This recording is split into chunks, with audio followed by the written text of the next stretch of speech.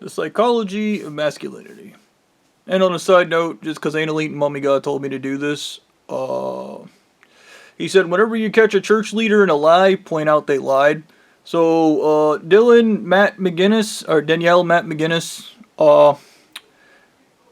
tricked me into letting him hypnotize me to mess up this entire situation by lying and saying he didn't know anything else about psychology. Hypnosis was his only thing he knew.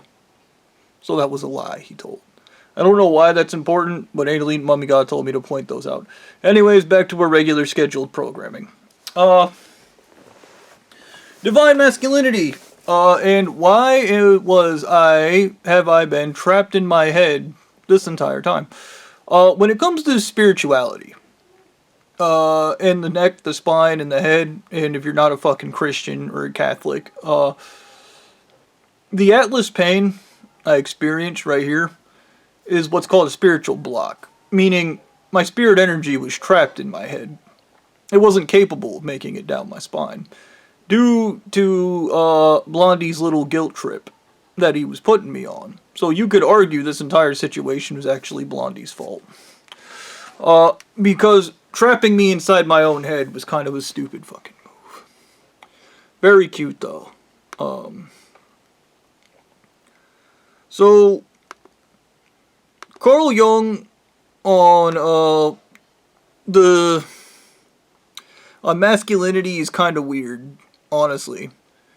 In Carl Jung's depth psychology, divine mother and father are essential archetypes representing the fundamental psychic principles. The mother represents the collective unconscious nurturing and nature, while the father represents unconscious spirit and order. These archetypes influence how individuals perceive power, nurture, authority, crucial to the process of individuation. Basically, think Sigmund Freud. Your parents are your first connection you make with people. It's just Sigmund Freud, more poetic. Divine Mother archetype. Symbols represents fertility, nurturing, and unconscious, but also possess negative aspects like smothering, dependence, and enmeshment. Manifestation associated with Mother Mary, Goddess, Sebel, Mother of Earth, and Mother Complex in dreams.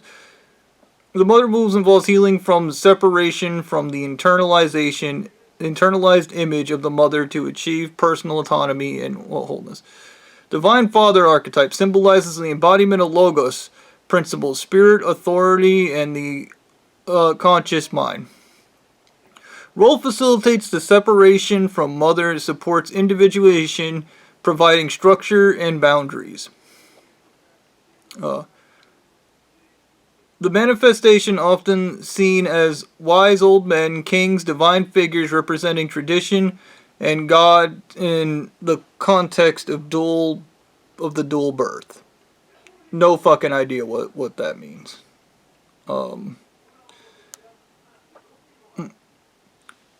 Integration and healing. Jung emphasized that the divided whatever made up one's personal appearance is dangerous because it leads to unrealistic expectations, mother and father complexes. Common sense. Golden key. By recognizing the divine parent exists as archetypes within the mind, individuals can stop seeking perfection from their human parts and instead of those nurturing or authoritative qualities within themselves. Breaking the cycle. Healing the mother wound or father wound involves making these conscious patterns conscious, allowing a person to guided by their true self rather than their inherited trauma.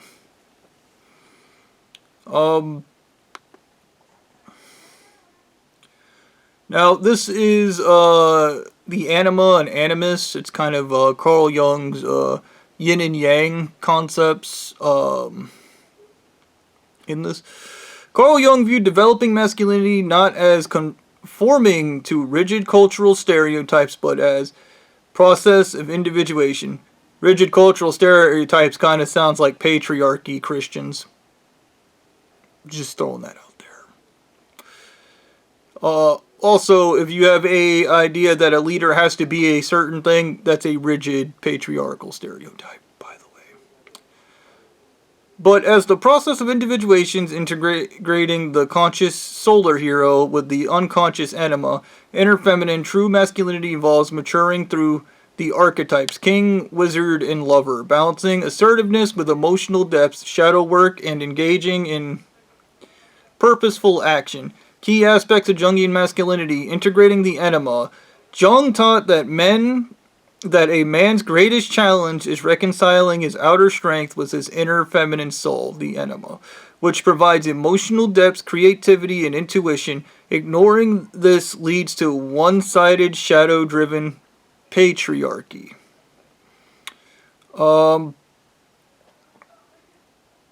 Think about any church leader in this, and how everything they do is about patriarchy. This is what happens when you ignore the feminine. But it also leaks out in bizarre and creepy ways, such as insecurity. Think of Stu, or Blondie, or any church leader, and their insecurities. I myself definitely have the inner feminine side in spades because I have one hell of an intuition. I am damn near psychic at certain aspects of my life, and it even terrifies me to some extent, believe it or not. Shadow work, acknowledging and integrating the dark or repressed aspects of the personality, aggression, fear, and weakness, rather than projecting them onto others like the church leaders do. Heroic journey. Cultivate the solar hero archetype, the conscious ego that braves unconscious to bring back wisdom. This involves facing personal fears and taking responsibility. I'm working on it. Action and purpose. Masculinity is expressed through competence, providing notes. It's based on competence, creating. It is the conscious, purposeful engagement with the world. Basically, be conscious of your actions. Balanced balanced archetypes. Develop a balance between the king, the leadership order, the wizard, the wisdom, and the lover are discussed as masculinity. Move beyond the stereotype. Do not force oneself into a porcelain doll image of strength. Find personal, authentic expressions. Engage in tangible work. Physical, tangible activities can foster a sense of capability and grounding. Rather than repressing inner emotions, meet them with curiosity.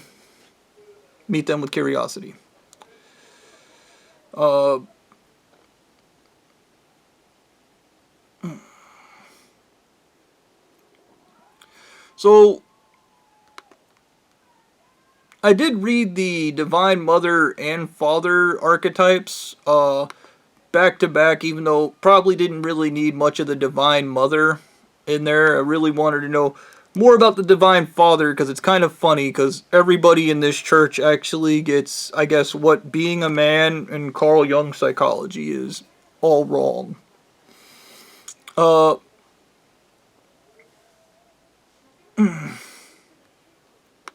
So,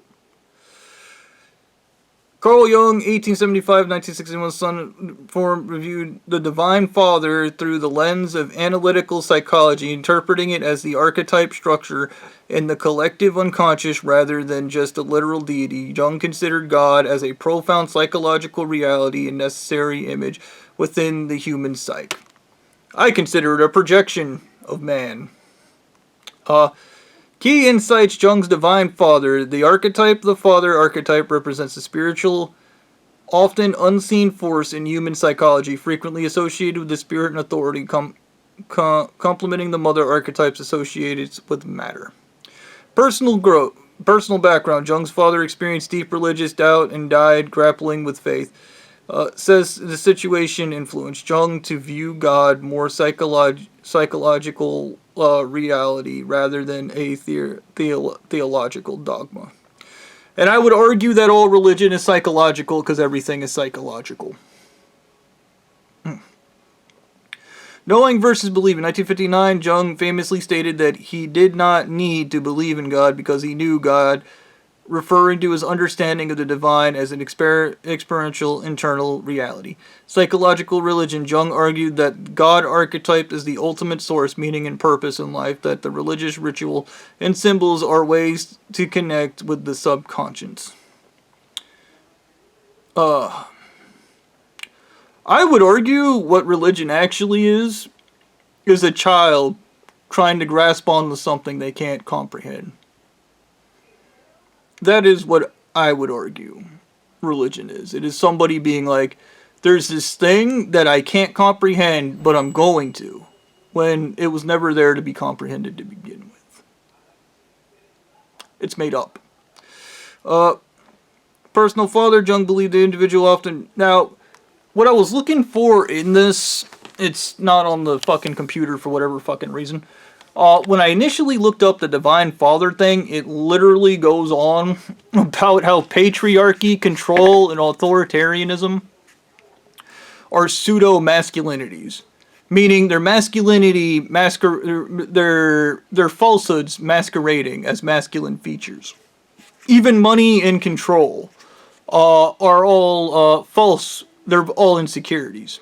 Yes.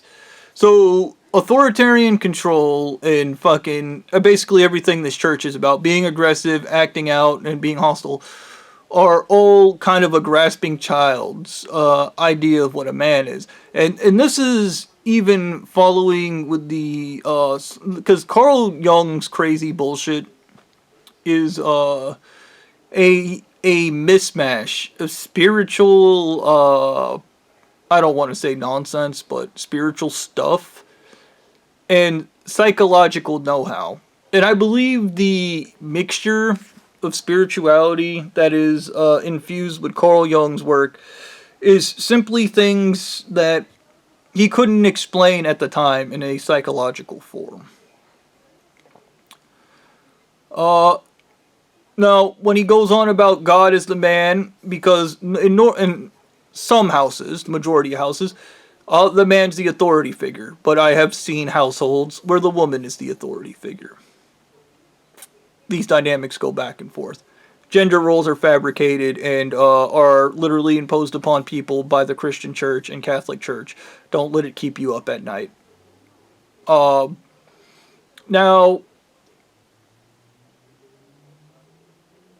putting all this shit together, when I was talking about having a masculine block and how, I guess, something about me, I guess I have more, according to Carl Jung, I have more of an alignment with my feminine side than, I guess, the masculine side. Which is weird because I've never really considered myself in that form. But to be fair to myself, I had a masculine block on the side of my neck, stopping my manliness and trapping me in my head. Which resulted in me just constantly overthinking everything. I'm working on it.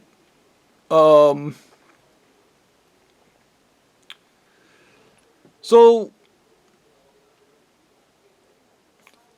I'm not sure 100% at where I'm getting at with this, but I think the note to take home from this is churches have masculinity, and generally the general media and everybody that thinks they know what a man is has a child's concept of what they believe a man to be that is an impression imposed upon them by a masculine figure in their lives. Now, normally in Sigmund Freud, it is always the father that is that masculine figure, but when I think about this in depth, in a full cycle in depth, there was a conversation I had with Stu, who was all about becoming the president of this church and having control. Because in his brain, divine masculinity is control, which we know from Carl Jung is an allusion to real masculinity. There is a reason why every one of these church leaders are hyper effeminate in nature. And they are hyper effeminate. They are easily fucking insulted. They are easily ticked off. And they overreact to everything. They are womanly. At their core. Blondie is super effeminate, even though he's willing to kill, and arguably, in most people's minds, the willingness to kill is a hyper-masculine trait. You would think like Blondie is super masculine because he's willing to kill, but on the other end, what's he willing to kill for? You made me look bad. That is a trait of a insecure female, in my opinion. But when I talked to Stu, and Stu was going on and on. These people don't even know their real father because he's just out there in the desert doing drugs and speaking with devil angels. So, what am I getting at with this, man? I don't even think these people either. Maybe it's just the Friedrich Nietzsche shit. Maybe the truth about all this is just the Friedrich Nietzsche garbage.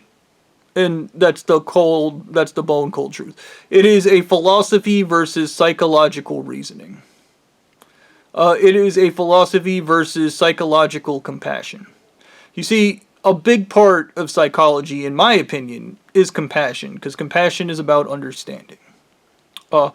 Friedrich Nietzsche is just an authoritarian book that tells you how to behave, and you have to have these traits in order to do X and Y. It is a disjointed, nonsensical babble that people go, I followed this, and then good things happen. And then guys like me come along and go, yeah, there's other ways of doing that outside of that. An example of this entire stupid situation down here, if I was in Blondie's position, I would have solved every problem I had, probably within the first week with Luigi Mangione, of my psychological problems. This includes the chelation therapy, by the way, because I'm that much smarter than Blondie. Unfortunately, Blondie has all the power, and he's a complete dumbass, but I would also argue a big chunk of what was going on down here was him deliberately sabotaging me, which is why he wanted to hypnotize me in Ackworth and lied about not knowing anything about psychology.